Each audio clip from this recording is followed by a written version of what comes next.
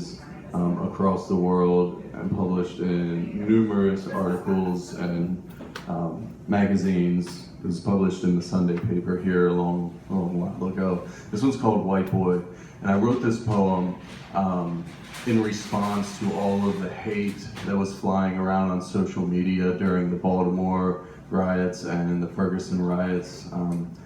It was just really depressing to see my country fall apart like that. So I wrote this poem in response based off a conversation I had with Christine Lincoln, and this is where it went. She said I had a black heart, like I had been working undercover for the better part of my natural life. That despite the dermal absence of pigment, my tongue was a knife, cutting racial ties from a distance. That I was an indignant figment of difference, a refreshing vision of existence in between the lines of limits. I told her it was hard to look at myself in the mirror every day. That my ancestors who paved the way did so in a ballet of suffering and slavery, ignorance as a blanket covering, unsavory, I said, struggling. And every time they call me by the sin of my skin, I'm reminded that I'm history's ugly duckling, that I'm the stain of shame on mankind's upper cuffling, trying to rub the white out with the shades of ink in the floods of salt water. But I am not my forefathers' embodiment, nor their will, condolence, or opulence. I'm a soldier for consciousness, recruiting the competent to put an end to these segregated, monopolized monuments that divide and conquer us, mold us against each other like old lust and new relationships. They thrust it between our brains, because when we are gullible, we become destructible, until one day we fall to ruins and remains. Just another elitist deductible, force-fed that we are separate, that your side is the right side to racism, like what happened to the human race?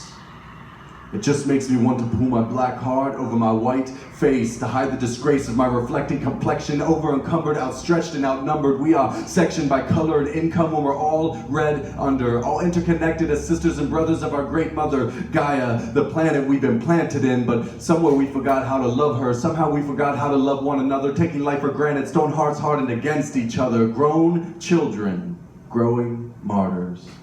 We are fighting bigotry, poets on the front lines, baby, yeah, we're the infantry, the first to respond with our ballpoint artillery. Welcome to the holy war. This is the ministry of imagery, the womb of diversity, but in urban society, I'm an undesired variety, presumed by the view of my exoskeleton. They assume that my internal element is irrelevant, that my soul is fumes and my heart is gelatin. Yeah, I'm the skinny, white elephant in the room. Call me Horton. Trust me, I hear you.